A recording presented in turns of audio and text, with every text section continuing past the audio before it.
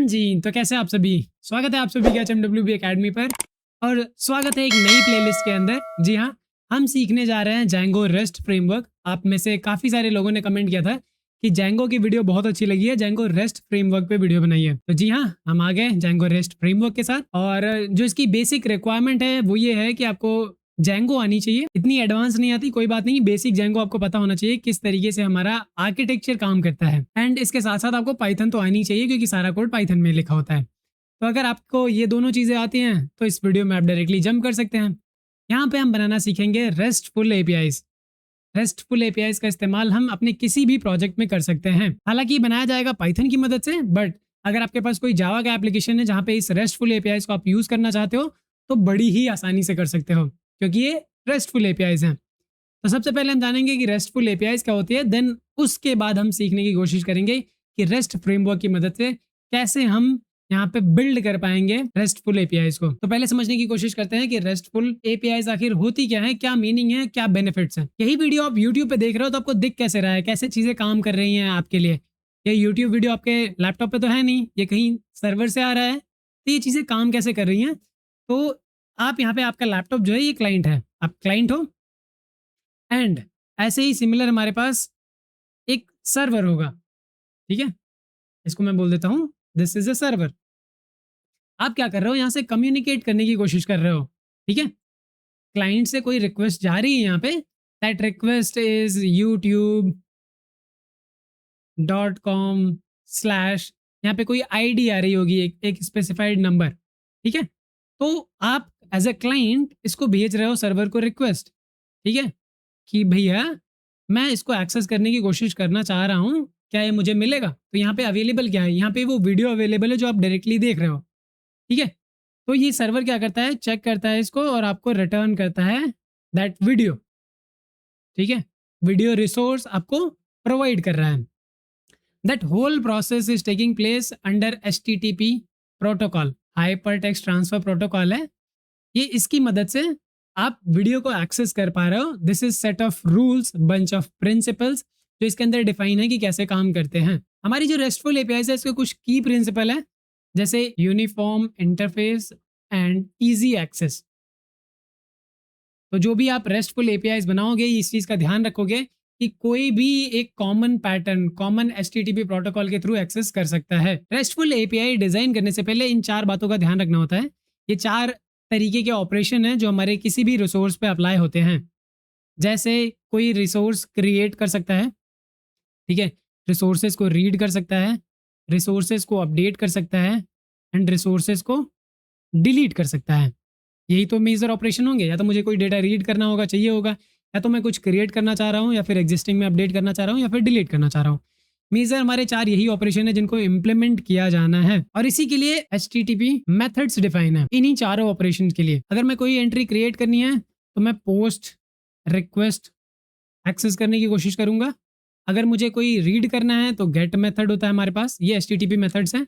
Update करने के लिए पुट मेथड है, डिलीट करने के लिए हमारे पास डिलीट मेथड है। ठीक है, ये हमारे यूनिफॉर्म इंटरफेसेस हैं, इसको हम बोलते हैं वर्ब्स। ठीक है, क्या एक्शन लेना है ये बताएंगे, पोस्ट, गेट, पुट, डिलीट। और इसके साथ ही होता है कि URI, यूनिकली आइडेंटिफाई रिसोर्स। ठीक है, जैसे मैंने यहाँ पे /employee दे दिया तो ये हमारा एक URI है, इसको हम बोलते हैं नाउन। ठीक है, इसको हम क्या बोलते हैं, नाउन। और कोई भी HTTP रिक्वेस्ट तभी कंसिडर करी जाएगी जब वर्ब्स और नाउन दोनों मिलेंगे। अब इन्हीं दोनों को कंबाइन करके हम HTTP रिक्वेस्ट को समझने की कोशिश करते हैं। So first request is create a resource. अगर कोई भी रिसोर्स क्रिएट करना होगा कंज्यूमर को तो वो इस URI को एक्सेस करेगा विद पोस्ट मेथड। तो क्या करेगा, कुछ इनपुट्स एक्सेप्ट करता है जैसे नेम, डिपार्टमेंट। सो ये हमारा रिक्वेस्ट है, पोस्ट रिक्वेस्ट ऑन एम्प्लॉय, और हमने इस डेटा को पास किया। ये क्या करेगा, डेटाबेस में एंट्री क्रिएट करेगा with this name and department, और जो हमें रिस्पांस मिलेगा उसमें ये स्टेटस कोड है 201 क्रिएटेड, और ये हमें नेम और डिपार्टमेंट जो भी एंट्रीज हमने दी थी ये वो आ जाएगा। Now second operation is reading employ data. So ये हमारा URI है, ये हमारा मेथड है। जब हम रिक्वेस्ट करते हैं तो रिस्पांस में हमें मिलता है 200 ओके, एंड जो भी रिस्पांस हमें चाहिए कि इस ID का नेम क्या है, डिपार्टमेंट क्या है, वो हमें मिल जाएगा। तो यहाँ पे आप देख सकते हो ये हमें मिल गया थर्ड वन इज अपडेट। अगर मुझे कोई एग्जिस्टिंग रो अपडेट करनी है तो मैं पुट मेथड का इस्तेमाल करूंगा। ये हमारे वर्ब है, ये हमारा नाउन है, कंबाइन होके यहाँ पे हम डेटा देते हैं नेम एंड डिपार्टमेंट। तो ये क्या करेगा, नेम एंड डिपार्टमेंट को अपडेट कर देगा। जहां पर भी ये वाली आईडी होगी तो इस आईडी का नेम और डिपार्टमेंट चेंज कर देगा। अब पुट के साथ यहाँ पे एक प्रॉब्लम है कि आईडी 1 को हम अपडेट करना चाहते हैं तो नेम एंड डिपार्टमेंट दिया, अपडेट हो जाएगा। बट अगर हमने कोई भी फील्ड मिस कर दिया, जैसे नेम नहीं दिया, तो आईडी 1 में डिपार्टमेंट तो अपडेट हो जाएगा बट नेम अपडेट नहीं हो पाएगा क्योंकि आपने नेम नहीं दिया।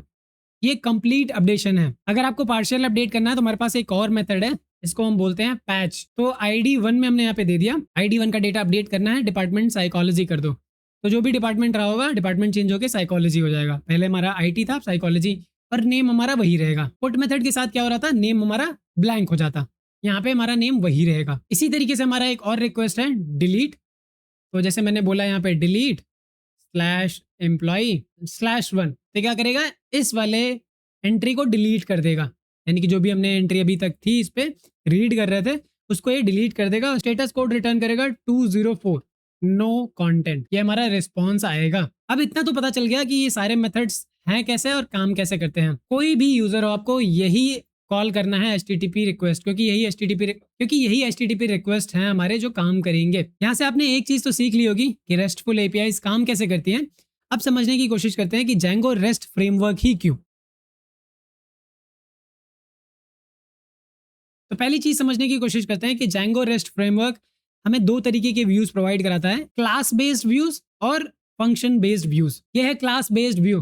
जितने भी ऑपरेशन है, CRUD operation, create, read, update and delete, वो सारे इस छोटे से सेगमेंट से ही कंप्लीट हो जा रहे हैं। इवन कुछ और भी प्रॉपर्टीज है जहां पे हमने ऐड करी है, पेजिनेशन, फिल्टर्स, इनकी जरूरत नहीं थी CRUD ऑपरेशंस के लिए। CRUD ऑपरेशन के लिए सिर्फ इतना ही लाइन काफी है। इसी तरीके से हमारे पास है function based view. Function based view में हमें सब कुछ A to Z लिखना पड़ता है। तो ये है हमारा फंक्शन बेस्ड व्यू सारे CRUD ऑपरेशंस के लिए। ठीक है, यहाँ पे देखोगे तो लाइन ऑफ कोड आपको ज्यादा ही दिखेगा। तो जैसे ही हमारी रिक्वायरमेंट रहेगी उस हिसाब से हम function based view, class based view दोनों को ही डिफाइन कर सकते हैं। नेक्स्ट आता है हमारा serialiser, which is very important concept. जो भी क्लाइंट रिक्वेस्ट करता है, जैसे आपने कुछ भी मुझे डेटा दिया XML फॉर्मेट में, JSON या CSV में, तो सीरियलाइजर क्या करता है, उसको रीड करता है, उसको पाइथन ऑब्जेक्ट में कन्वर्ट करता है एंड डेटाबेस में स्टोर करता है। इसी तरीके से इसका जस्ट रिवर्स प्रोसेस भी होता है कि अगर आपको कोई डेटा रीड करना है चाहिए तो क्या करता है, सीरियलाइजर ही वो मॉडल से डेटा उठाएगा, सीरियलाइजर में सीरियलाइज करेगा प्रोसेस को और कन्वर्ट करेगा इसको जेसन में, और फिर ये जेसन आपको मिल जाएगी। थर्ड प्रॉपर्टी हमारे पास जो है वो है ORM, object relational mapper. Code में आओगे अगर आप देखोगे तो यहाँ पे हमने स्टूडेंट को कैसे एक्सेस किया है, तो student dot objects dot all, student table में जितने भी एंट्रीज हैं मैंने सबको एक साथ एक्सेस किया है और वेरिएबल में स्टोर करा दिया है। This is called ORM। ये Django का पार्ट है, रेस्ट फ्रेमवर्क का पार्ट नहीं है, but you have to understand कि क्वेरी सेट के लिए हम इसका इस्तेमाल करेंगे। ये क्या चीज़ें हैं आगे आपको इन डिटेल समझने को मिलेगा, परेशान नहीं होना है। बट अगर आपने Django पढ़ी हुई तो आपको पता है कि ये क्या है, इसका मीनिंग। हम क्या कर रहे हैं, पाइथन की मदद से डेटाबेस में से चीज़ों को निकाल रहे हैं। कोई भी SQL क्वेरी नहीं लिख रहे हैं, पाइथन ऑब्जेक्ट की मदद से हम सारा डेटा एक्सेस करने वाले हैं।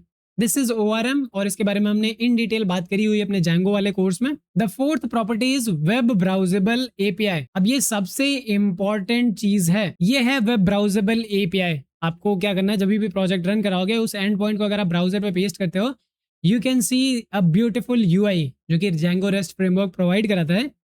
और आपको जो मतलब है वो इससे मतलब है कि आपका रिक्वेस्ट ये रहा और रिस्पॉन्स में जो भी ये चीज़ें मिल रही हैं वो ये रहेगी। ठीक है, बाकी जो भी आपको दिख रहा है ऑप्शंस, गेट या फिर ये नेम वगैरह, ये सब DRF की तरफ से हैंडल्ड है। ठीक है, अगर आपको कंफ्यूजन हो रहा हो तो ये कैसा आ रहा है, हम कैसे इसको API में यूज़ करेंगे, तो जो आपका रिस्पॉन्स आएगा वो सिर्फ इतना ही है। यहाँ से आपको इस पर नहीं जाना है कि वे ब्राउजेबल API है, आपको रिस्पॉन्स जेसन की फॉर्मेट में ही यहाँ पे मिल रहा है। अब यहाँ पे सारे ऑपरेशंस भी परफॉर्म कर सकते हो, स्टूडेंट क्रिएट कर सकते हो, पेरेंट क्रिएट कर सकते हो, जो भी आप चाहो। तो एक परफेक्ट ब्राउजेबल API आपको मिल जाती है जो कि आपको विजुअलाइज कराएगी कि चीजें कैसी दिखती हैं। Django का जो नेक्स्ट फीचर है वो है सिक्योरिटी। ये अब आपकी जो भी APIs है सिक्योर भी तो होनी चाहिए, तो इसके लिए DRF तीन चीजें आपको ऑफर करता है। एक तो इनबिल्ट ऑथेंटिकेशन है कि आपकी APIs को, आपके रेस्टफुल APIs को कोई भी एक्सेस नहीं कर सकता, ऑथेंटिकेशन की जरूरत पड़ेगी अगर आप चाहो तो। उसके बाद ऑथराइजेशन है कि कौन सी API का एक्सेस, कौन सी रेस्टफुल API का एक्सेस किसको मिलना चाहिए। ठीक है, किसको किसको ये ऑथराइज होना चाहिए। And third one is OAuth, ये हमारा कस्टम ऑथराइजेशन प्रोटोकॉल है। And the last feature is extensive documentation. इसकी आपकी डॉक्यूमेंटेशन जो है बहुत बड़ी है। आप हर एक चीज़ अच्छे से समझ पाओगे, ऐसा नहीं है कि कोई नई चीज़ है। प्रॉपर डॉक्यूमेंटेशन है। आपको ब्राउज़र पे आना है एंड ब्राउज़र पे आप सर्च कर लेना रेस्ट फ्रेमवर्क, आपको ये देखने को मिल जाएगा रेस्ट फ्रेमवर्क .org वाली वेबसाइट, इसको ओपन करना है एंड यहाँ पे ये डॉक्यूमेंटेशन है प्रॉपर। एपीआई गाइड अगर आप ओपन करोगे तो एपीआई गाइड में आपको सारी चीज़ें मिल जाएंगी, जैसे रिक्वेस्ट क्या है, रिस्पॉन्स क्या है, व्यूज़ क्या होते हैं, जेनेरिक व्यूज़ क्या है, कैसे यूज़ करना है, विद एग्जाम्पल सब कुछ गिवन है। ठीक है, आगे चल के आप पढ़ोगे फिल्टरिंग, पेजिनेशन, ठीक है, मेटा डेटा के बारे में, वो सारी चीज़ें यहाँ पे गिवन है। अगर आप पढ़ना चाहो तो सारी चीज़ें आप पढ़ सकते हो, कौन सी चीज़ें कैसे काम करती हैं, कौन कौन से पैरामीटर होते हैं, राउटर्स क्या होते हैं, व्यू सेट्स क्या होते हैं, सीरियलाइजर्स क्या होते हैं, सीरियलाइजर फील्ड क्या होते हैं, सीरियलाइजर वैलिडेटर क्या होते हैं, ये सारी चीज़ें हम पढ़ने वाले हैं। तो इस वीडियो को अभी तक लाइक नहीं किया तो लाइक कर दीजिए और ये प्लेलिस्ट उनको सेंड जरूर कर दीजिएगा जिनको इसकी बहुत ज़्यादा ज़रूरत है। ये प्लेलिस्ट ऐसा रिसोर्स होने वाला है जो आपके लिए बहुत बेनिफिशियल है। लोग पैसे देके इसको खरीदते हैं, हम यूट्यूब पे इसे फ्री लाइव कर रहे हैं। तो मिलते हैं नेक्स्ट वीडियो में। Keep learning, bye bye.